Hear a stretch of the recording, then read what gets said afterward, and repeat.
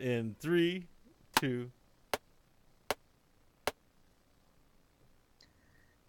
Hello, good evening, and good day. Welcome to the Good, Bad, or Bullshit podcast, where we discuss random topics. We then have an unrehearsed conversation about that topic and provide a quality review. My name is Mike Hodgins. I'm one of your three hosts on this show, along with the one and only Bo Schwartz. Hello, Bo. Hello. Happy New Year. Happy New Year to you too, Michael, and Happy New Year to our listeners, and Happy New Year to the next person you're going to introduce.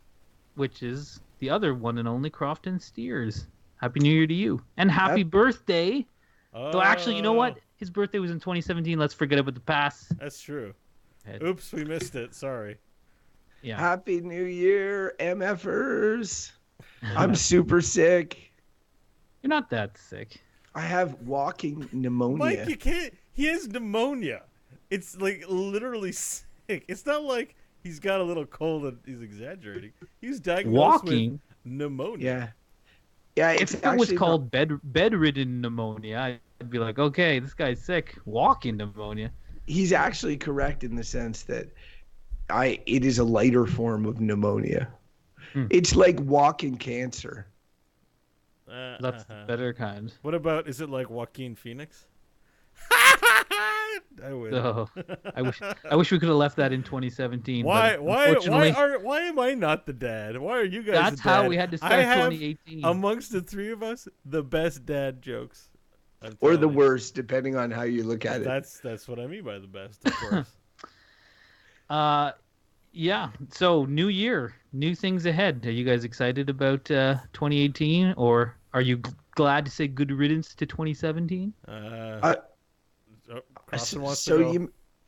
Do you remember at the end of 2016, everybody was like, because celebrities just kept dying in 2016, as they do every year, and then it just kept happening. So sad.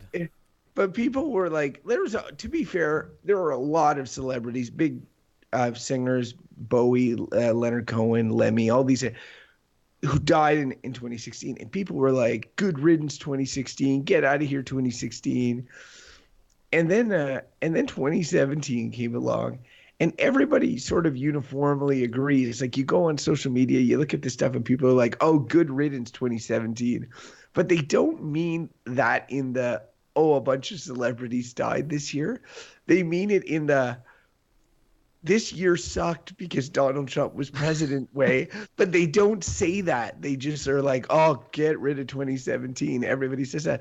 So 2018, I'm either optimistic about in the sense that maybe Donald Trump will no longer be president of the United States.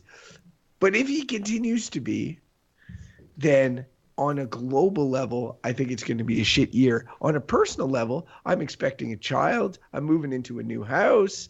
All of that stuff. I'm really excited. I think it'll be a great year for Crofton, but let's face it, all years are great years for Crofton. He's never had hardship. You heard that here. Never hardship. Well, well, that's good. I'm glad you have a good year to look forward to. For what it's worth, I just think years are arbitrary measurements of time and could give two squats of and then we all die. I could care less that it's 2017's ending and that 2018's beginning. Really don't care. It's a construct, but it's nice to take stock, as they say periodically, and that's what New Year's is about. You don't have to agree with that time, but it's like, hey, one lap around the sun seems like as good as any to say this happened in this period of time. Let's what's going to happen going forward. Yeah. Okay. I'm looking forward. Oh, sorry, Hodge. Go ahead. What are you looking forward to? Well, I'm probably going to go back into the workforce. The whole year away, but I've been kind of like, being this like stay-at-home dad renovation person for a while. So this will be interesting to kind of rejoin society, kind of crawl out of my hole.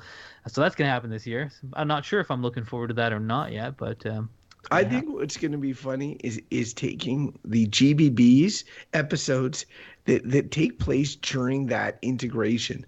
So like at first it'll be like, oh, I'm nervous. There'll be an episode where Mike will be like, oh, I'm looking for jobs and it's tough out there. I can't seem to find much. And then he'll find one and he'll be like, oh, I'm optimistic. It's in a good location. I'm happy to go there. And then he'll go. And then the next episode, he'll be like, I've started and my boss seems nice and things seem pretty good, but there's a couple of things that are kind of annoying or whatever. And then the following episode will be like, God, people are so stupid at my work. I don't know how you guys have been putting up with it or whatever. And then the following episode will be like, I quit my job. Well, it will be a quick slide, but I already know all those things going in. So, I mean, I feel like my head shift will be a little bit like I'm just there to try to make a few paychecks. If I can last 3 years, I'll be happy, and then have some other kind of sojourn. It's just the way I am. Speaking of looking back at past episodes, this is just because you mentioned Trump. There was one, I can't remember what it was, but I happened to be listening to it not that long ago, but it was recorded last June or July, and Crofton made us all bet on when Donald Trump would be impeached, and he said it's going to be like this month, or it was like a month or two, and I think I said something like I was like, oh, he's not going to be impeached this year, but then when push came to shove, I think I said late fall. So we're both. I don't think Bo said anything because he was like, "Who's Donald Trump?" I don't remember what I said. I think I don't remember either. I think you didn't say anything solid. Yeah, probably not. Which puts you actually farther ahead because he's still the president, and at this point, I feel like he's going to ride out that whole term. And he has the biggest nuclear button, the biggest, and it works too. Did you read that there's a new book being published about him? Yeah, I've read. I read. It's just by this guy Michael Wolff, who's like I don't want to say bad things about him because I don't know too much, but he is like, he wrote for the Hollywood Reporter and other sort of things, and he is big on the kind of gossipy behind the scenes stuff. So not that book. Steve Bannon's writing a book. No, there's a new book. All those quotes that you're reading about from Bannon or from this Michael Wolff book that Steve he sat down with Bannon a lot to write the book, but this Michael Wolff has been in the White House supposedly pretty much for the entire first year, and the book is called "A Fire and Fury" or something like that, and it's the first. I wouldn't doubt that Steve Bannon writes a book, but this is all what's going on now is about this one particular book. So, anyway, okay, Trump so that's what I was hearing about. Trump is suing to ensure that this book doesn't come out or whatever, but instead they're releasing it 3 days early. So, good job. Yeah, anyways, it was an interesting article. See, I know more about Trump than you do, Michael. How's it feel? I read an article about Trump that you didn't. Anyways, how about we segue to the random topic generator? True. Yeah, I'm already bored of talking about Donald Trump. Like, I hope he leaves, but I don't care. We had Harper. Like, I don't feel bad. We had him for way too long. He'll probably be out. And let me say this. Look, he was. If you were worried about celebrities dying or like, oh, I've got Trump as president, it's like there are tons of people dying every year in shitty parts of the world, and you aren't doing shit to help them. So, it's not that bad. You're okay. You said that actually. You're okay first. You're okay said that first at the world end of people. The last year. Quit being like woo boo boo boo boo on social media. Like, oh my God, Carrie Fisher died. It's the worst thing in the world. It's like, yeah, it's tragic. But she had a good life. Like, it's not the worst year in the world. Not for you.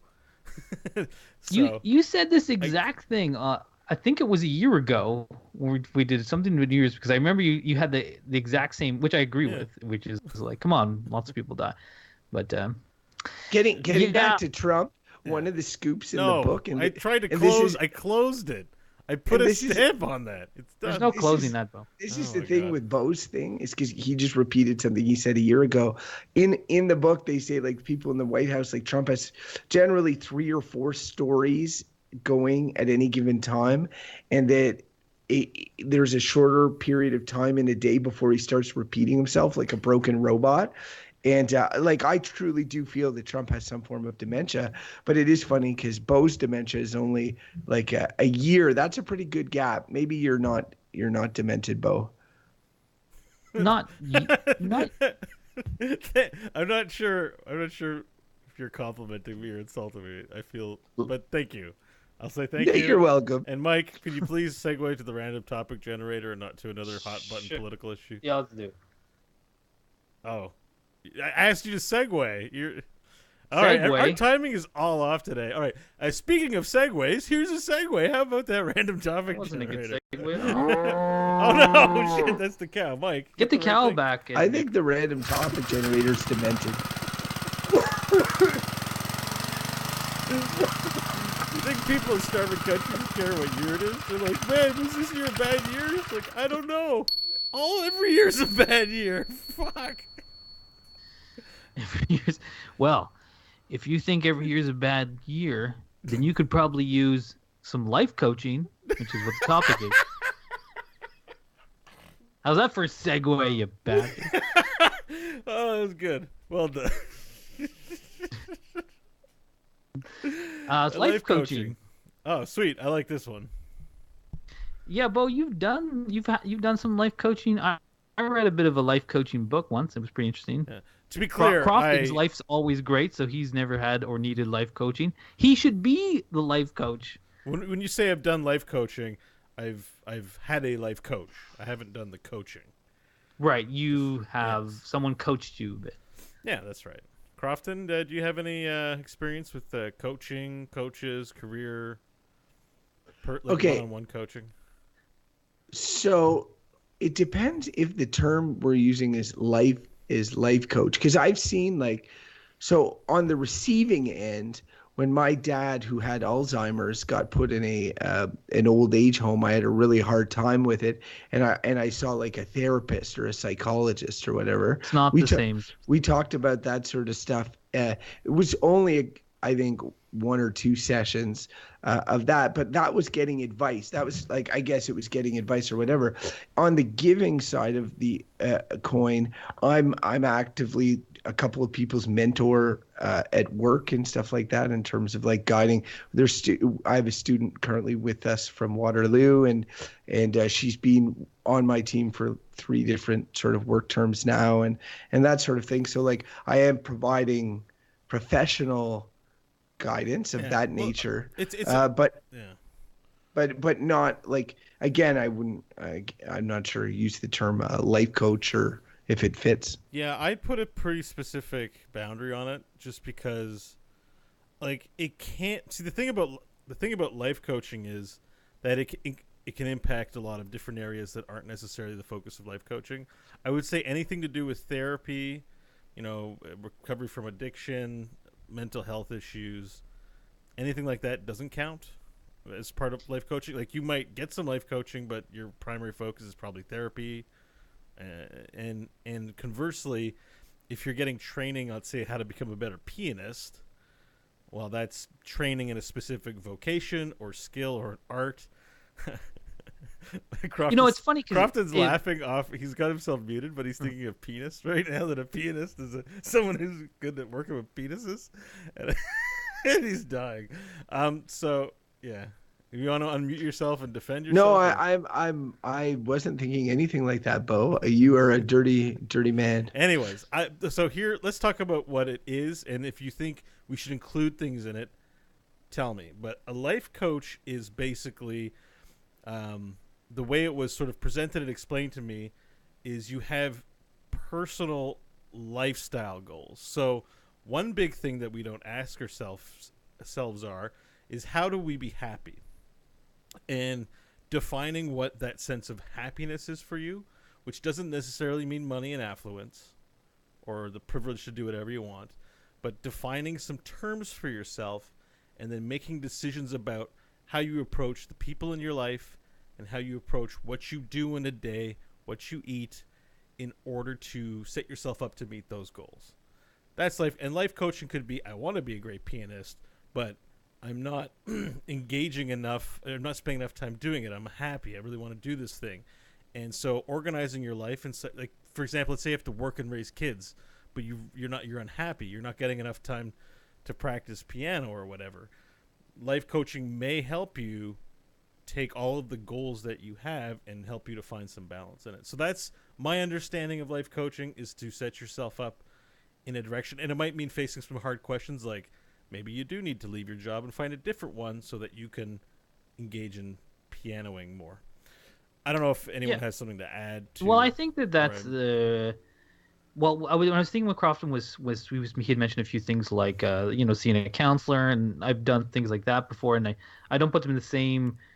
They give you advice, and here you have to say, I do think it's different. And the thing that I thought of that I think is actually closest to life coaching, that if you haven't had life coaching that you might be somewhat familiar with, is your guidance counselor in like high school, where it's basically it's not specific to one thing. It's not like I'm working at this job and I want to get better at it. Like what if Crofton's mentoring some people at work, he can give them some broader things maybe that they can work on to broaden their skill set if they want to move ahead and advance their career, blah, blah, blah. I feel like when I had a guidance counselor, Mr. Mercer, shout out if he's listening. He's not. You talk to the guy and he'd be like, they'd be like, what are your general interests, or what do you want your life, to be like? What are you good at? What are you not good at? What are your strengths? It's broad in the sense that like it helps you in some ways to just gain focus about what do you want your life to be, and then what are maybe some things that you can do to make your life more like that. I'm not saying guidance counselors do that exactly. They're like, get an education, damn it. But I don't know if I think you're trying to find something relatable, and maybe that is a part of it. Thing is, there's no exact. I think it's scientists didn't come along and define it, but like it's. I think it's similar in a sense that like, so when I had this book on life coaching, and I thought it was interesting because I really hated my job at the time, and the girl I was dating got me this book, and then I read a bit of it, and what was interesting, I had this questionnaire really near the start of it. And I was like, oh man, I hate this and this about my job. And it had all these different sections. It was like, before you got into the book, it was like, assess where you're at. And it was a lot of stuff like, it'd be like, oh, work satisfaction was this whole section. And you'd answer these questions. You'd be like, oh, my work is challenging. And at the time it was challenging. I'd be like, okay, mid-range, you check this thing off. I'm appreciated at work. Be like, actually, yeah, people are good. And then when I got through it, it was like, actually the work stuff, I was all like, I hated my job. But the work stuff came up pretty good on the questionnaire. I didn't, in my mind, it was like, I hate my job. But then when I got to this other section of the questionnaire, which was other things that were important to you. And for me, I really liked, at the time, I was even more into it, but things like skiing or just spending time outdoors. And I was like zeros on all these things. I was not doing these things that I liked. And so basically the life coaching helped me reframe actually that the discontent I have in my life is not around the thing I thought it was. Which I thought was work. It was more that I didn't have this other stuff that I did want, and then the book kind of led you into how do you get more of what you want in there. It's not that the thing you have is bad; it's that you're lacking something else. And it reminded me of guidance counselors, because they often give you these broad questionnaires. They'd be like, maybe something you'll find interesting in life isn't what you think it is. Like you're like, oh, I want to be a policeman, and then you might fill out a questionnaire and they'd be like, actually, are you sure you want to be that? It looks like you have a lot of interests in this other stuff. You might be a lot happier if you were a psychologist, or I don't know, or a criminal. Yeah, it's like criminal. Maybe. It says you're interested in law and order, but it doesn't necessarily say that you're into enforcing it. It says a lot of stuff about how you're looking for ways to get around it. Have you considered robbing houses? How is life coaching one of the terms in vogue? And I know my friend's wife is into this right now. Mindfulness. Is that the same thing as life coaching? Like mindfulness? Because I did a mindfulness exercise. My wife and I did one this week, and it seemed very similar to what you guys were saying. It was like looking back at last year, what did you feel your personal successes were? What were the things that gave you the most satisfaction? What are things that you would like to see, different? It was all sort of skewed towards the positive. I thought it was an interesting activity. Made me realize that while doing it, I was like, oh, I don't read much anymore, and I would like to read more. And I've started a book sort of because of this, because of the exercise. So, I mean, is it just seems a lot like life coaching, like that type of. But here's what I would say with respect to that is that the identifying things is like the first step of a long process that you periodically throughout the process reevaluate. But for me, the life coaching, the important bit was that we sat down and we talked, and I had lots to say, and helped clue me in on things. But the important part is the coach part, because remember, coaching is an active verb. It isn't just let's sit down and talk about shit and maybe you get a few answers. It's me. I met with my coach on a weekly basis to find out, okay, so when we talked, you said you really wanted to spend more time, let's say, doing music. So what have you done this week? And it's, since we talked last week. And I'd say, well, I've done nothing. I had work. It was very busy. I was tired. Also, I was doing this thing. And she's like, well, you said you wanted to do this. You didn't even make any time to do this activity. And so there was a sense of holding someone accountable. And it's in a very light way. But if you say you want to do things, being that gentle person to push you, or basically what's really hard for a human being is to train themselves in behavior once they get stuck in a rut or set in their ways. Like sometimes you do have to be pushed out of an uncomfortable zone. And the really helpful part about the coaching was this wasn't like someone, I mean, if you get like a dietitian who's kind of like an eating coach, they kind of probably, like for me, I would hate it because I'm like, oh, I have to not eat pizza and eat vegetables. But like a coach is interested in making you happy. So they're helping you to try and define the terms of what that is, but then they're holding you accountable when you get too lazy to do them. And there's a lot of value in that. I find. It also sounds like, because I mean, if I was back to that sort of questionnaire thing that I was thinking about, because I'm like, if I was that coach, and it's a little bit of retrospect because you learned some things in that year you were off when you were doing the life coaching, and it was like I did it while I was working as well. Yeah, right. And then you took a year off to explore some stuff, and then it was kind of like because you have a thing again, like an idea in your head of like what I want to be doing. And then it's kind of like, but what do I do? And I would think to some extent a life coach, like, when you said she's holding you to account, maybe she's also trying to get you to realize like stuff like, but you're not doing that thing. What are you doing? Like what are the things that you do? And you had some, I mean, I don't want to speak for you, but it seemed like you came to some conclusions as well when you're off and had time. You were just like, I just like doing this other stuff, more like gaming. And now you've turned that into some positive stuff in your life as well. And I kind of think that this podcast came out of it. I'm fairly certain. Sure, yeah. That was we were doing all this podcast while you were at your old job. Like it was that's before. When I started life coaching. I met her through work. It was actually a work training program for something unrelated, but she did a presentation about happiness and said, "Here's my card. Contact me. I do life coaching. Blah blah blah." And I got curious, and then I did it. So here's the thing I don't get. So in terms of coaching, like, and you guys talked a bit about this, and Bo in particular, about holding you to account or whatever, but also said like the goal is your happiness and stuff like this.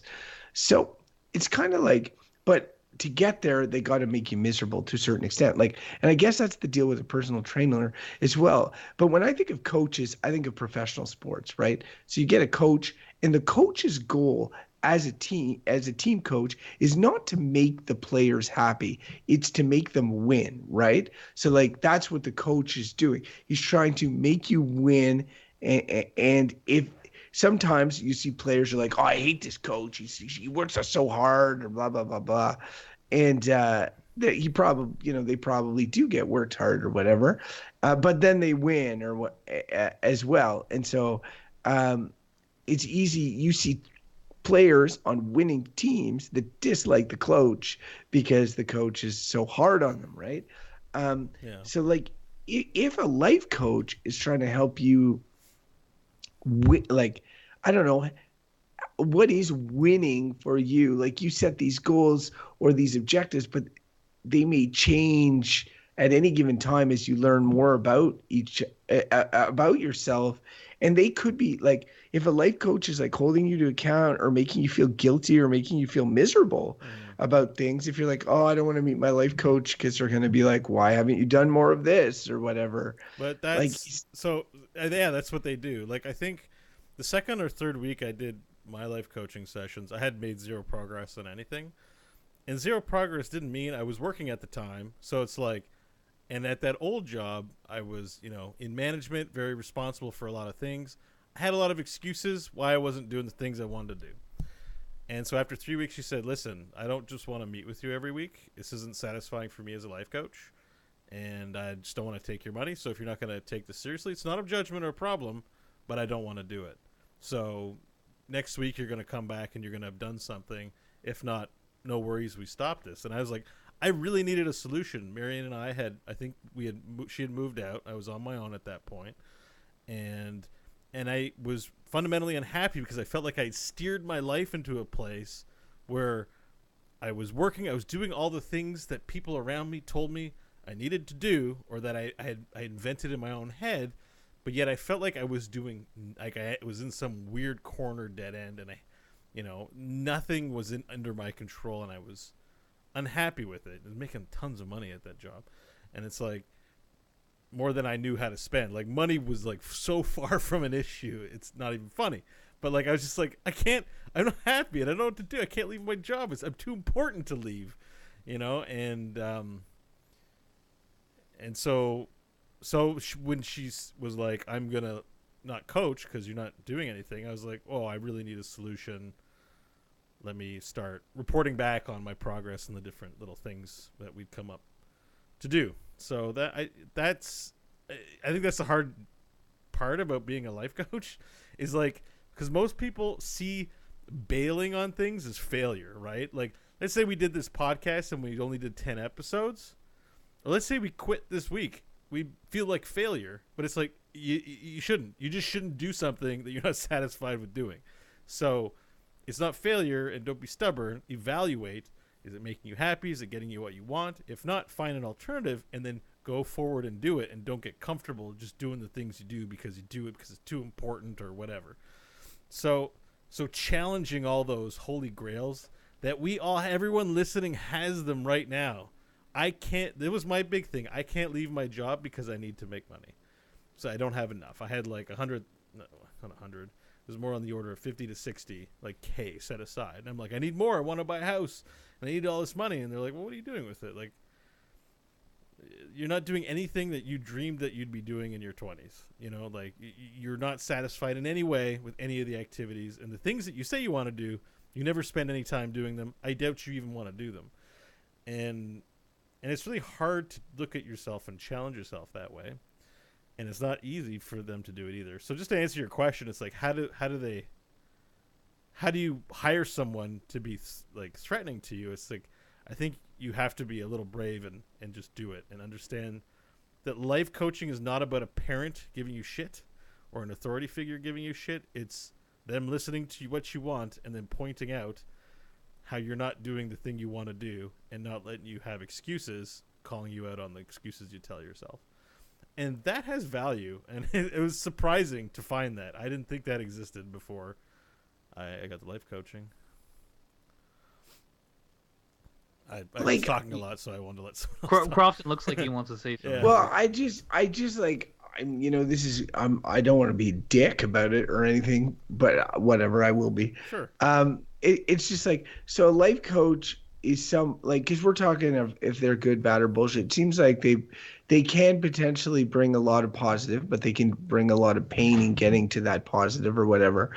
But like, it does seem like it's like a thing that you need in certain situations, or a person you need in certain situations. Is a life coach something that everybody should have all the time, or do they exist as sort of like, I don't want to say you screwed your life up, but like you're lost, or like you've put yourself in a situation where you're chronically unhappy or whatever, and where you used to go to mom and dad and be like, hey mom, how would I do this, or hey dad, how would I do this, or whatever. Mm-hmm. Like now you're an adult and you've got no one to go to or whatever, So, you hire this person to like, get you into mental shape, or is it somebody that it's like everybody should have a life coach to sort of like, keep them on the straight and narrow and be sure they're always making progress in their life? Like, what's the use? Like, Well, when do you use them? I'll jump in here. I know Bo has some obviously I'd just opinions on say that too. when you're unhappy. Sorry. I'd say when you're unhappy, and just keep my answer short, and then you can go. Yeah, and it's like, but so here's the interesting thing about that, because that occurred to me as well. I mean, there's two sort of things you could do when you're unhappy. Like you could go see like a therapist, especially or something like that. Be like, why am I unhappy? And they they might give you some answers or some solutions or maybe some medication. Who knows? Could be any of those things, all of those things. They might point you towards a life coaching thing. You never know. But a life coach, it seems like it's like you might be like, I'm unhappy.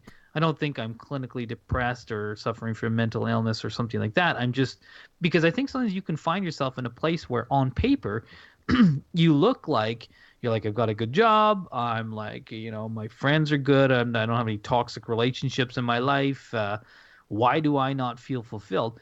And then someone like a life coach, then maybe that's the right time to approach someone like a life coach who can then be like, okay, which again, I keep coming back to this because maybe it's as far as I read in that life coaching book, but then kind of giving you an assessment a little bit on like, well, what goals do you want to achieve? Like what things are you doing or not doing that are leading to this sense of not being fulfilled? So, and then I think helping you get on a path to get those things. So I think that they're in certain contexts, and to kind of get you on track, but you're a participant in like the whole like coaching is a good word for it in the sense that like you're the athlete, it's your life, you're running the race, and that person's there to be like, okay, you're like, why is this race not going the way I want it to be? Like, actually, look, you need to tell me what you want to get, move over here, okay, start running again, and they can help you do that. So I think you use it for short bursts, kind of like what Bo did.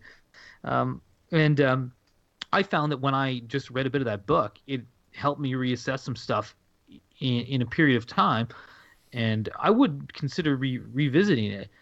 And now, Bo, why don't do you have anything you want to say more about Crofton's question about when and how you should? Because I have something else I want to say, but maybe. Bo has... I mean, like, I think at any point in time, it's good. It's probably healthy. There's probably points you need it more than others. It's not like you don't use life coaching when you're in a critical life situation. You have, mental health care professionals, things like that. You use it when you're just probably at a place where you're normal but could use help. That's all I say is like, I think Mike said it best, was like, you're the athlete. It's like, my running time is 20 seconds in this race, but I want to get to 18. I want to get to 16. And your life coach is not going to look at it's different than your running coach. Your life coach is going to like, okay, so you want to get better at it. What are the things we can change in your life? How much do you drink in a week? How late do you go to sleep? When is your training regimen? How are your relationships? Like, if it's just a question of managing your time and activities in such a ways that they're guiding you to your own answers. Like, they don't provide the answers. They're providing a framework for you to look at your own life, which is extremely comfortable to do, to look at your life critically. Like, you might say, oh yeah, I eat out too much. Haha. I stay up too late. I'm always tired at work. I want to get career advancement. Like, a career coach is just going to say, yeah, you should sleep well, but they're not going to actually look at your life. They're just going to look at your career stuff. So a life coach is designed to help you provide your own answers and then hold you accountable to make things better. But what sort of training do these people have? Because a personal trainer, which is what I draw the most, like a personal trainer at the gym is like, okay, I go in and I'm like, I want to get in X amount of shape, and they'll look at like what your capacity are and where you want to go and all that sort of stuff, and they'll provide a regimen to you, and you can meet with them weekly. But the idea, I think, at one point is that you're good enough that you don't need to meet with them anymore. Like, you could, and some people do, but for the most part, you're like, okay, my personal trainer helped me to meet my goals. But they have like special, courses they have to take to be a personal trainer and all this. So for a life coach, what do they like? I don't remember when I was taking the acting classes. I had a friend, Manal, at the time, and she was actually training at Algonquin to be a life coach. They have a program there. So people do pursue education to become life coaches. I think though, just like personal trainers, which a lot of those are not that regulated. I think there's been a lot of that certainly with life coaching too. Yeah. Because it's a new thing, it takes a while for the kind of regulatory things to set up, or like professional organizations to govern these things to crop up. So I think there is a lot of fly by night with this stuff where I took a workshop in Toronto for 2 days, and now I'm a life coach. There is that, and there certainly was, but I think it's like, I don't know how long it's been around, but certainly you hear more. But because that's my concern. I like it in theory, but I got two major concerns. One is the concept of like, what gives somebody the authority to coach somebody else in their life, right? Like, and I get the idea, like what makes them successful. You use the example of a guidance counselor. The guidance counselor that we had in my high school was 24 years old. Okay, I was 16. He was 8 years older than me, and honestly had very little in the way of real life experience, right? So I mean, it's like, what gives him some sort of ability to, because he's giving heavy advice to people in very formative years that may set them on certain paths. So a coach, somebody that you hire to do that for you, I would want that to be, somewhat regulated. And the other thing that kind of like grinds my gears a little bit is adults being like, oh, and this is just going to sound insulting to Bo, and there's no way I really can not do it. Be like, I stay up too late playing video games. My friends tell me I stay up too late playing video games, but instead I'm going to hire this Yahoo to tell me, hey, guess what? You stay up too late playing video games, and it's not that's why you're tired the next day, and maybe you should go to bed earlier and devote more energy to reaching your personal goals. Like, I mean, it just feels like as an adult, I feel like I need to take ownership of my own life to a certain extent. And then it's like, I'm hiring this Joe to come in with maybe some and ideally it sounds amazing. Like, if this person is really great and is helping me like overcome these things that I can't see through myself, that's great. Like, and honestly, I'm playing devil's advocate a bit here, but there are things about it being like, what gives this person this power, and shouldn't adults be somewhat responsible for their own lives? Those are the things that kind of like stick in my craw with this. Yeah, and I think, when you put it that way, it's like, it's easy. Like, most people are smart enough to be like, oh, if I do this, then this happens. But they're powerless to change it without a form of motivation. And motivation, people look at it, well, if you get a guy with a stick who'd slap you, then he'd do it. Or, if your wife threatens to divorce you, there you go, or what, like, you think of like, you should know better. But it's like, sometimes your mind is fucked. Like, sometimes it's like, you rationally understand things, but working yourself into a place has to come from you. Like, at the end of the day, right? As children, we fear the belt or whatever punishments it is that we're going to receive from authority figures. But as an adult, I mean, let's face it, unless you have a fear of the police and you don't want to get arrested or accidentally shot or something like that, generally speaking, you're left to your own devices. And if you start doing the things that you do, no one really cares. No one's going to come and tell you, short of egregiously breaking the law. So you understand that, yes, I shouldn't stay up late, or yes, I want to practice guitar, I need to practice it. You have to unfuck your mind. Like that, the purpose there is to lead you down your own path to get you to a point where you are, motivated to make the right decisions.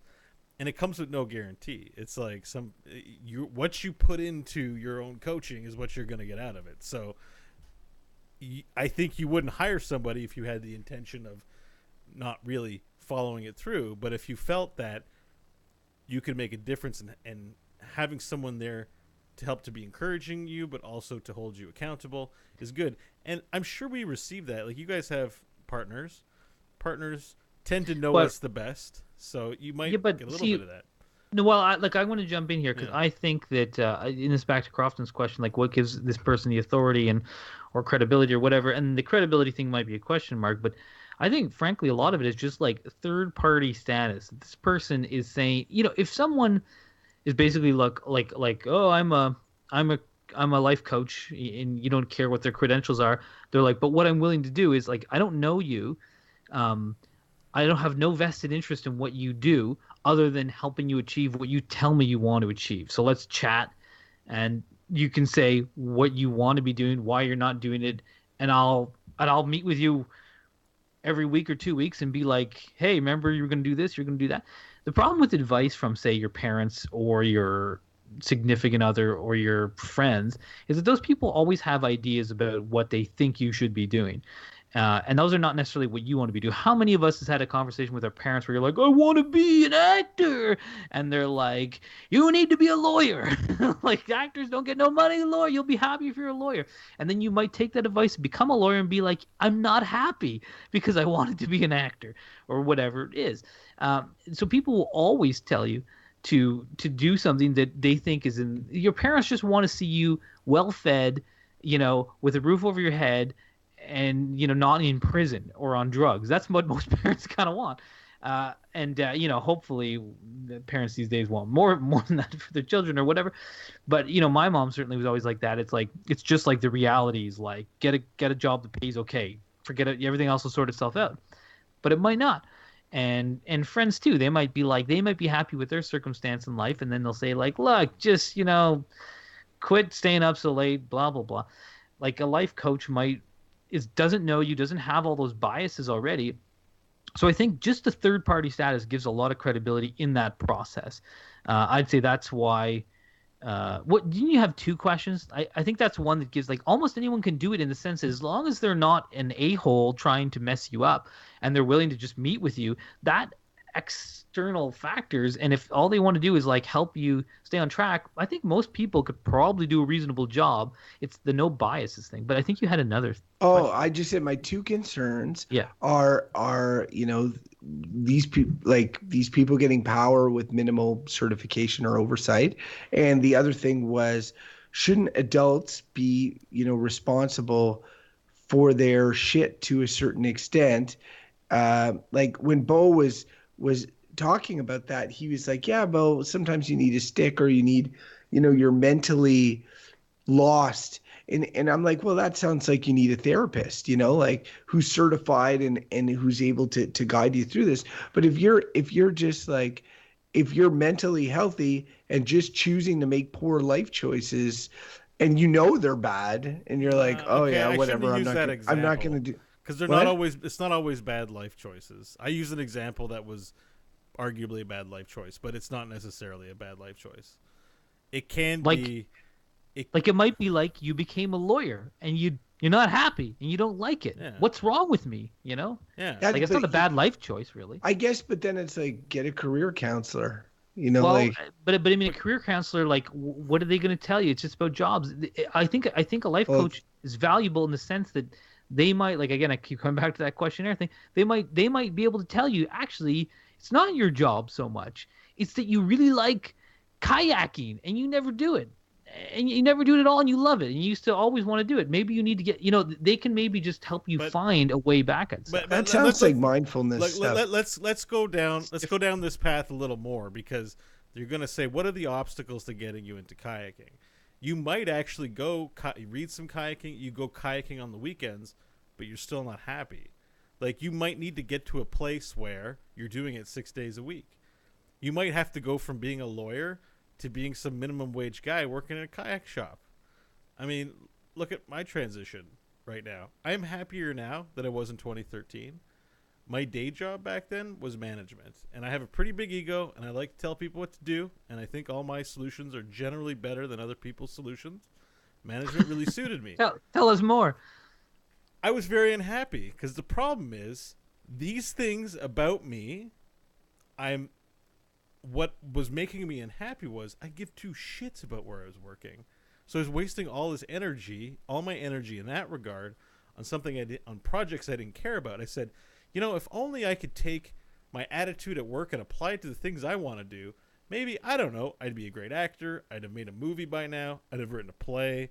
I'd have an album. I'd be doing something like I'm proud of that suits me. And now, like, I'm working right now. I have to pay the bills, but I have minimal responsibility, and I save my energy for the things that I care about. Now, it didn't turn out to be acting or being a playwright because I don't spend time doing those things. I don't wake up every morning with a burning desire to be Othello or Hamlet. But I like being the center of attention. I like talking and thinking about things. I have things that I'm passionate about, and I get good responses. I'm doing 2 podcasts now that I couldn't be prouder of. They're the most important things to me that I do in my life. And I'm much happier today than I was back then. And kid you not, those 2 podcasts go away this week or next week or whenever. I don't do them anymore. I will find another one to do. I have ideas, and I know I'm going to feel good about these things. And so I feel like I would never get there on my own. I would not have quit my job without the life coaching I got. I was too stubborn, and I knew all the answers. And I need someone to help me light the way. It's funny because it's someone who, like, your dad, if you want to remember, it might be like, big mistake. You should never quit that job, you know? I'm curious, what did your life coach say when you said you were going to quit your job? No, it was her idea. I said I couldn't quit. No, I have to be able to do all these things, but I have to stay here. I'm making good money. I'm saving it. I'm going to I want to help my family at some point. I've built a career here. I can't leave. So I need to be able to do these things, but stay here.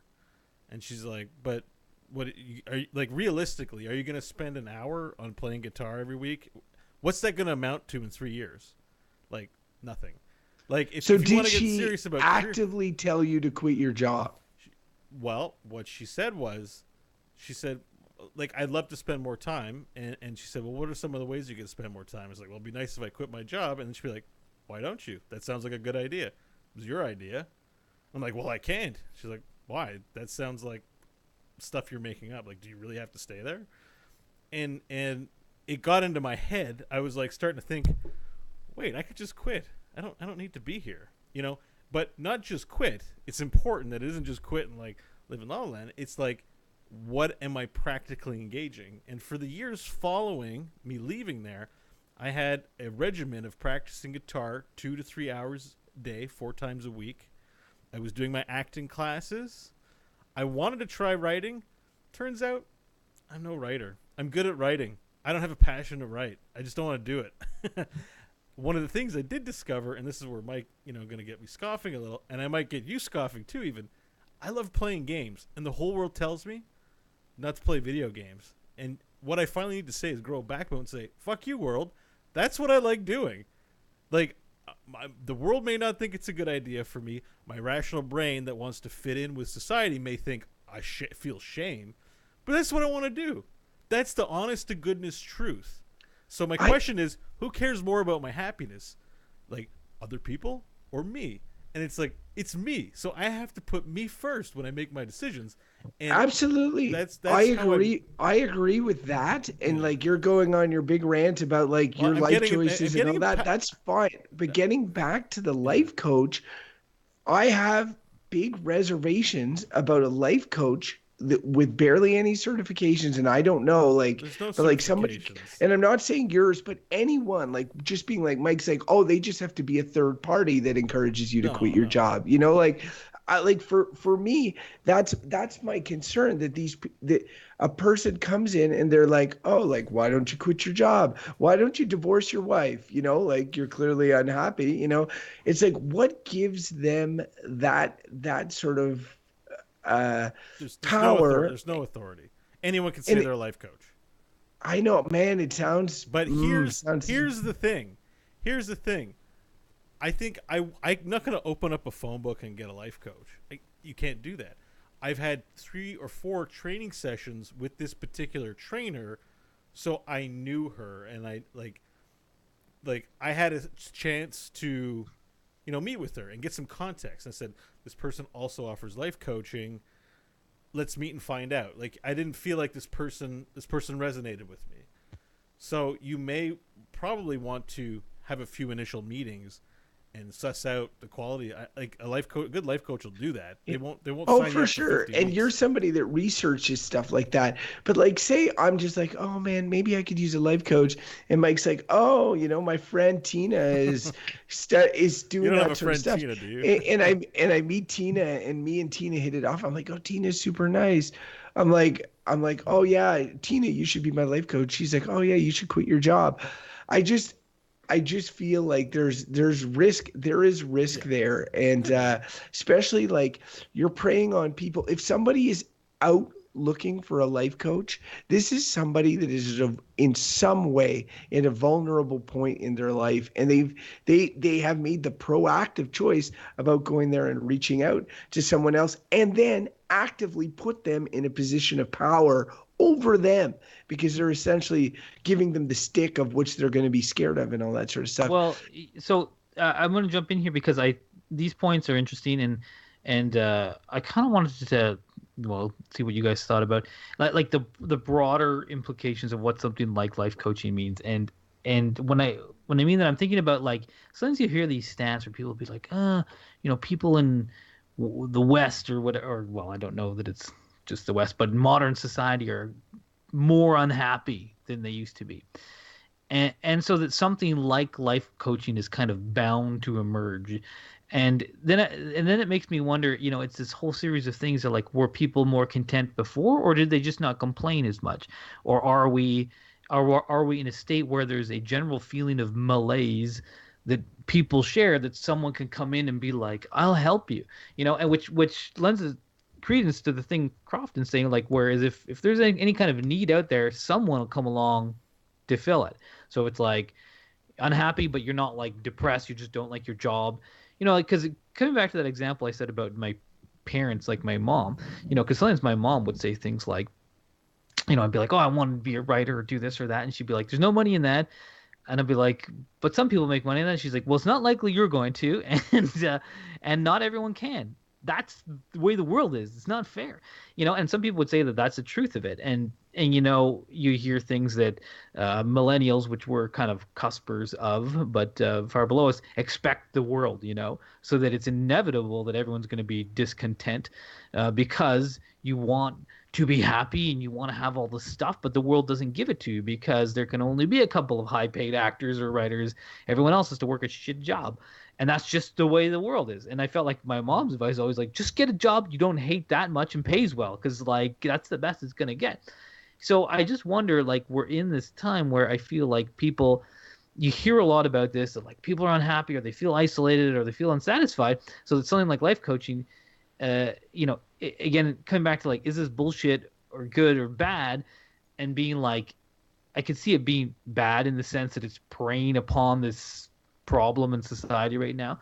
That it's bullshit just because it's like, it's like it's just selling dreams to whoever, just being like, oh, I want this. Like, okay, why don't you do that? Why don't you do this? And they're just making money or preying off it.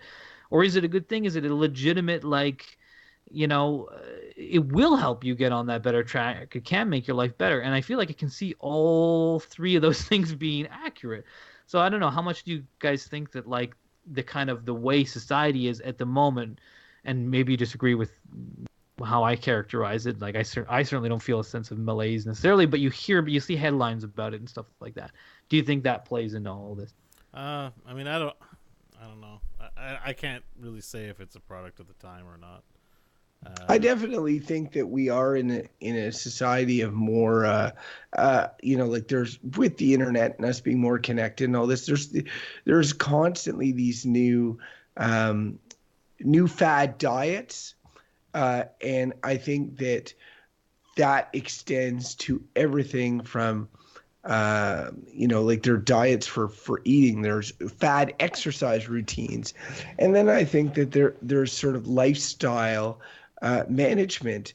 And honestly, in theory, having an expert that is aware of all these things, like if I sit down with a dietitian, like, and I'm like, what about this new hot shit diet? And they're like, well, like, honestly, that's going to make your kidney fail, but Oprah likes it. Then the dietitian is giving me that peace of mind and helping me get the wheat from the chaff or whatever. But like, I do feel our super connected society, where we're at now, just allows for the creation of sort of these positions and the concept of a life coach to parse through all this, because there's a lot of these like lifestyle recommendations coming at you left and right. These 3 tips changed my life, like that sort of shit.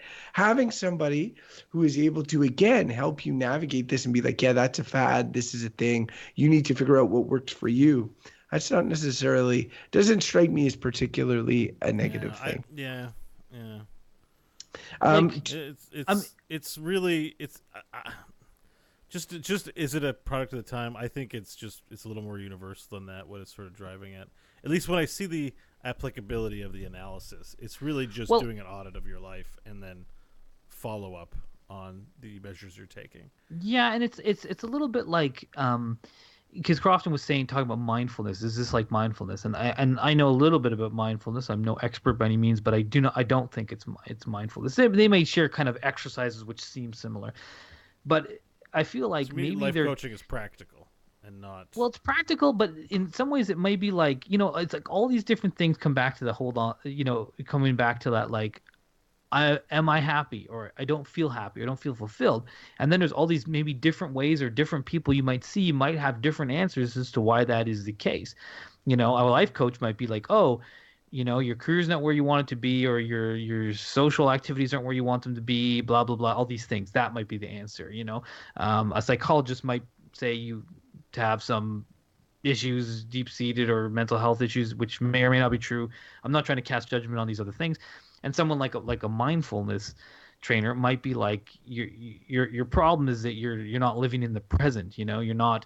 It's almost a little bit Buddhist, and a lot of mindfulness and Buddhism have a lot in common, which is just like the reason why you're not happy is because you spend all your time pining after other things. You need to learn to just be present in the moment, like, and once you do that and let go of all these expectations, all these desires, all these things you're chasing, constantly living in the future, living in the past, those things lead to unhappiness. And mindfulness is a lot about just letting go of those things, and some people will follow that kind of thing and they'll feel a lot happier. But see, that sounds exactly like what I was saying in terms of like having multiple lifestyle approaches, and that and like and your coach might be like, have you considered mindfulness, as like one of the. Maybe, but I would say it's a bit different than that, in the sense that like different things resonate with different people. Like some people might be unhappy because they have a legitimate mental health issue and they need to see a psychologist or psychiatrist or their family doctor, or whatever. That might be the reason. Some people, it might be because they're spending all their time living in nostalgia or living in the future, and they need, they not understanding being present and mindfulness is actually what would help them out. But I think some people, it is fairly legitimate to say some people have just like let their lives take over themselves, and they actually might just need a third party to be like, listen, maybe you're in the wrong career. Maybe your social life's out of whack for this and this reason, and maybe they can help you get on. So it's kind of like, any of these things could work, depending on the person, depending on the problem. So it seems to me like it's one of many options, and it may be useful. I'm still not sure what my verdict is, by the way. Well, we're gonna have to be sure. We've been at it for 58 minutes now. All right. So it is verdict time. Not every episode can be a Last Jedi length episode. No one will listen to. All right, so let's bring in the animals here. We'll give you some time to think about it. Where's the farm animals? Come on in. There we go. Hello.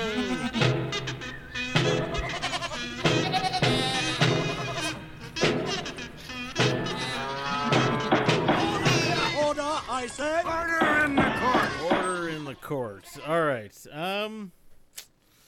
Who wants to take first crack at it? Well, I'll go. Okay. I can go first if Mike doesn't know his verdict. Okay. Yeah, I'm not 100%. I was gonna work it out, but go ahead. Yeah, I like, honestly, when this topic started, we were all talking. It felt like a giant, like, high-fiving back and forth. At one point, I was like, this just seems overly positive. I'll start trying to play devil's advocate a little bit to kind of steer the conversation, away from just doing a giant info ad for coaching, life coaching. But then as I got into it, it's one of those times where I played devil's advocate and started to legitimately convince myself about some stuff. And the reason, what really put me over the top at one point was I was thinking about, like, we were halfway through it, and Bo was talking about it and talking about how, the coach, was asking him these questions that may have impacted his decision to leave his job and all this, and how he's happy with how it all worked out and all this. And I was thinking about it, and I was like, I should be a life coach. And then I started thinking to myself, and I was like, why couldn't I? I could just like start advertising life coaching tomorrow, and then sit down with someone, be like, okay, and start giving them, asking them leading questions or giving them advice that will cause them to make huge life changes. Oh, my life coach suggested this, or my life coach this and that. They made me recognize that I'm not happy in this sort of situation. And holy shit, that's scary. Like, it's really, really scary in the sense that it can be absolutely magical. You get somebody that just totally understands what you want, what you're doing, has been trained to ask the exact right questions, and then guides you on a path to, you quit your job, you divorce your wife, you go on this Buddhist journey or something like that. You come back and you're way happier than you ever were, and you realize, like, man, this is what I should have been doing the whole time. And that's a total possible outcome. Another outcome, though, is like you're like, oh yeah, I'm going to make all these drastic changes in my life because my life coach suggested. And then afterwards be like, oh yeah, I guess I'm happier or whatever. But really, like, you've just turned your entire life upside down based on this third party. And that's, like, again, it's okay. That's what therapists do. That's what a lot of, like, a personal trainer will get you to turn over the, maybe the way you eat and the way you do a lot of stuff. But changing big things like your entire career, or like, or even if you're employed or not, or if you're married or not, or what your existing relationship is, those are big variables in someone's life. It's very it's to give somebody that authority to play in that sandbox could come out extremely positively, but I see there being a lot of risks, and I see there being a lot of sort of unstructuredness. And the fact that I could turn around and probably do it tomorrow, and what gives me that ability or power or whatever, I think I offer good advice, like, I think I offer good guidance. I mean, it's for me, it's risky. So because of that, I'm going to say the whole thing is bullshit. I thought he was going to swing even further into bad the way we were going there. No, just as an addendum, I think the intent is positive. I think a lot about it is positive, and that if it works out, it's positive and all that. I just think that that there's enough there that like anybody could be a life coach, and it's like, oh, it's just some third party, I give them power, and like that's bullshitty to me. Well, yeah, I understand. It's funny because it's like there's so many things that have that. Like for like what you were saying, mindfulness. Right now, that's the exact same. It's in its moment right now, and everybody and their brother's a mindfulness teacher. Like you'll see this all over the place, and those people equally, they just went to like a yoga seminar now, and now they can teach mindfulness. It's very similar in that sense. And these things always come around, and what echoes. I'm in my verdict now, by the way. Oh, okay. Because I'm still working this out. I thought you were just debating. Okay. No, and I have a lot of mixed things about this, because all that stuff feels a little bit culty to me. Like culty talks of, like, I think of Tony Robbins, you know what I mean? And that kind of the whole self-help movement. And this is, and for sure, life coaching, mindfulness, it's all in there. And that self-help movement is a huge double-edged sword, where it's like, some people need this stuff. There are people who, will go to Tony Robbins seminar and be like, "This changed my life. It's the best thing ever." And someone like me might be like, "He's basically a cult leader, and he just took all your money from you because you need help." But like, what's the truth? Like someone like me maybe doesn't need that stuff or doesn't like it. Maybe he is a vulture. Maybe he is offering something to someone. And this is true, I think, of life coaching people and of mindfulness teachers and of all this stuff. And the whole self-help movement is built on this, where it is positive. It's trying to move people in the right direction. I think the intent is often good. There's always someone trying to make money though, which makes me want to go to the bad. And I think in the end, like you can get something out of all of these things, life coaching in particular. I read a bit of this book and I found it helpful, but I did it on my kind of own. I didn't feel like I gave money to someone, and yeah, I don't know. I think I'm gonna have to come down and just say bullshit, because I think it's so mixed that like I think there's a place for life coaching if you're in the right frame of mind. I think there's also definite possibility of being taken advantage of, and like this stuff, there's so much contextual that it's hard to come down one side or the other. Like you'll hear people. Anyway, so yeah, I'll just leave it at there. I think it's probably bullshit. That makes me sad. But that doesn't. But Bo, just like I would just temper my verdict by saying that doesn't mean you can there's say not. what you want, but I don't love it when it's like, you know what, doctors are great, they cure the sick, but there are bad doctors out there, so being a doctor is bullshit. And I'm like, well, there's bad of everything out there. Come on. Well, but yeah, you but had I your think verdict. this industry, You had your verdict. I don't know. It's written in stone. You can regret it when we do our recap show at episode 300. I don't think I will. You should, because I'm going to the tricky thing with life coaching, and it's again because it's not precisely defined. It can encompass a lot of things. Is that to me, life coaching doesn't have anything to do with any sort of hokey stuff, low barrier to entry. I don't think it's an easy thing to do. I think it's definitely process oriented. And I think my verdict is going to be on the process oriented manner in which anybody can do life coaching.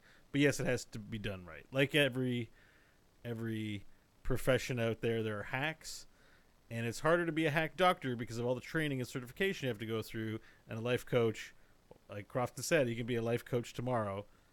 But I don't share his fine arrogance that he would be amazing at it. I think he would benefit from some training and not be arrogant. No, I'm good. I'm a coach. It's been one day. I got it all in control. Look at me and live my life. Like that's just not what coaching is. There's a process and a certain level, and I'm sure Crofton had this, of interpersonal nuance that you have to have. There's an art to it, and I really think there are people that are great at this and people who aren't. But it isn't. I cringe at the word self-help. I hate self-help, and I don't think life coaching is self-help, but I cringe at it because I feel like it's very process-oriented. I feel like it can be very scientific and very human and helpful. So it's only as good, A, as the person delivering it, and B, the person's level of engagement in the process, the person being coached. That being said, I'm very biased in my verdict because I've engaged in it once and I had what I consider to be a positive experience with it, which means that I think life coaching is good. You did it. And that the only part of life coaching is that it's quite expensive. And that's, to me, everyone should have a life coach. And I know this goes into your hackery, but the thing is, people don't fucking work for free. And life coaching isn't exactly a 40-hour-a-week job. You've got to find your own clients and stuff. It's not an easy way to earn a living, but it's a big cut out of your expense, even if you were to pay $100 a week for it. It's a lot for some people. It's pretty expensive. And we never even talked about money. And I know that, I felt the need. I know we don't Google much on the show. I felt the need, just in case I was speaking out of my ass, to search life coach qualifications in Google. There's no qualifications. And the write-up, education and work background. The job of a life coach is to motivate and encourage people to reach their full potential. Although there is no specific degree program you need to complete to become a life coach, acquiring training in certain fields can better prepare you for the job. So the thing there is, like, it is positive. Everything: motivate, encourage, help people reach their full potential, all that sort of stuff. it is positive. I totally understand where a good verdict comes from, but I also totally understand where a bullshit verdict comes from. I would be surprised if any of us had said bad, because the intent is a positive one, right? Well, you could argue the intent of religion is a positive one. Oh no, here we go. I'm just saying, it's one of those things. It's like a lot of people who are in it, they think they're doing the good stuff. They think they are. So I'll leave it at that. Just to muddy the waters at the very end of that conversation. And if you, listener, think that we all need some coaching, life coaching or other type of coaching, then you should please let us know. We would love to hear from you. You can go to our website. That's the best place to find the ways to reach us, goodbadbull.com. And there you can find our email address. It's goodbadbull@gmail.com. And you can send us a message. We'd read it on the air. And or you can send us a tweet at goodbadbull, or like us on the terrible Facebook if you're into that kind of crack. And if you haven't subscribed to the show, do so, please. Google Play or iTunes or wherever you get your podcasts. And lastly, we do have a Patreon account and some wonderful patrons who send us a few dollars, which we do appreciate, to help keep the show going. So it's patreon.com/goodbadbull if you want to support the show. No pressure, of course. And guys, if our listeners want to follow you individually, Bo, where can people follow your great life achievements? They can follow me on Twitter at Bo Schwartz and find out what I'm up to when I post. And Crofton, if people would love some excellent advice about what to do with their lives, I can think of no one better than you. So where would they find you on Twitter? They can follow me on Twitter at Crofton Steers for all the greatest life coach tips, or sign up at lifecoach4you69.com. Oh my God. And so gross. And I will send them my newsletter every week with the top 10 things they're doing wrong in their life and that they need to improve. Only $159 an hour. That's a steal. Customized for you. And you can find my non-existent tweets at ML Hodgins. So do my own life coaching and coach me to get off social media. Yeah, I think this wraps it up. All right. Well, Bo likes life coaching. And you guys, the thing is, I can't control the show. I feel like we're good friends. But Bo, listen, that show was largely positive. And I will remind you that I was present, and I didn't just shit on it the whole time. I would also note, I'm a convert. I'm a member. I'm a zealot or acolyte of the life coaching movement. But that's why when we talk at the beginning and we share our experiences, you have the most credibility, right? Like, you are the one that has experienced it. So it's like, yeah, I could shoot off my opinion from the hip on any topic, as I want to do, but it doesn't mean that I know my shit, because I've never been life coached, right? But you know what? Like a life coach, the third party status, the being unbiased, is a very helpful thing. In the same way that, like, we'll have opinions about, say, Christianity, but a Christian might be like, but you have no credibility because you haven't experienced the light of Jesus like I have. It's true. You had the most credibility, Crofton, as the most not knowing anything person who thinks he most does not need any coaching whatsoever. It's also tough with Crofton, who's like, my life's awesome. I'm the best. I've always been the best, and I always will be the best. He's like, wait, you need someone to tell you when it's not okay to eat pizza? I know when it's okay to eat pizza. Friday night. The answer is all the time. It was funny because I went into work and this week, and I had like pizza on Tuesday or whatever. Yeah. And there's this girl I work with, and she was like, "Oh, so no resolutions this year, huh?" And I was like, "What? What are you talking about?" And she was clearly referring to the fact that I never bring my lunch and eat too much pizza. I was like, huh? Guess not. You're like, if it ain't broke, don't fix it, lady. Hey, speaking of which, do you want any life coaching? Because I can help get you on a track in 2018 as you're downing a big piece of pizza. That's hilarious. Life coaching for you, 69.com. In a session with someone is like, how often do you eat pizza? They're like, never.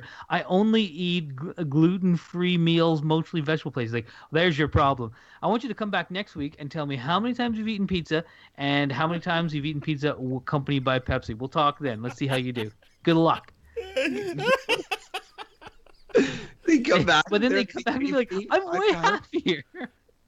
I'm like, how do you feel? Honestly, horrible, but I'm super happy. I'm like, welcome to the club. And do you know what makes people really happy? What kind of gifts do you ask people to give you for your birthday?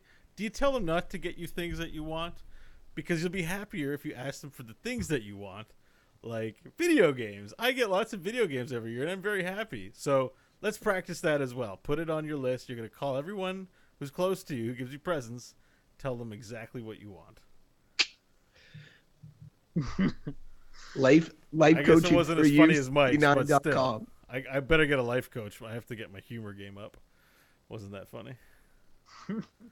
I'm actually going to put that. All right, I'm going to go to bed now. I'm going to put that address in my browser just to be sure it doesn't. Life coach for you 69.com. Is it 4 with a number 4 or FOR? No, it's life coach for the number 4. You, just the letter U. I should try for you. There was no site. It's good. If there was a site, I would feel bad. There's a Twitter account called Life Coaching for You. Of course there is. Oh, I threw the 69 on there to ensure that there was no existing site. And there wasn't. There might be a Twitter account. I don't think we're... No. Alrighty. I probably should go rest. All right. Well, I hope you feel better. Thanks for the show, chat room. Thank you for hanging out. I hope your walking pneumonia walks on out of here, Crofton, and leaves you your normal, barely healthy self. There's a dad for joke. 18 days. I hope your walking pneumonia walks out on you. Well, if you can't make a walking pneumonia joke, just slam the person who did. That's another way to do it. So, like, I had a root canal followed by He normally looks sad, but he's a little pneumonia, and then walking, which is now downgraded to walking pneumonia. Meanwhile, my wife has just, it sounds like, started on a stomach flu tonight. Ooh. So It's funny because I was gonna say I didn't have that much sympathy for you because I had a brutal stomach flu followed directly by a pretty long-lasting cold. So I'm like, it sounds like you got it about, but if you had tacked the stomach flu on there, Crofton, yeah. 2018 in with a bang. And pneumonia is like lethal. Explosive boom. Pneumonia in my scale is worse than flu. Gwen. I don't know. Does it make you feel worse? I think it just kill you. Yes, but that doesn't necessarily mean you feel shittier. I will tell you that I've had pneumonia twice in my life. Once was at Sejab, and my parents had to come get me, and once was here. The Sejab one was much more intense and was like really like I was hallucinating practically, and it was like really bad. So I was pretty sure I didn't have pneumonia this time based on that. But if you didn't treat it and didn't know, you might have gotten sitting pneumonia. That's the one that kills you. Dad joke. I did it again. I really need to start a family. Okay, go play your divinity. Yeah. All right. I know that's it. It's only live stream, 10. Thanks for hanging out. It's nice to see you. I feel like life coachy. I could life coach Bo.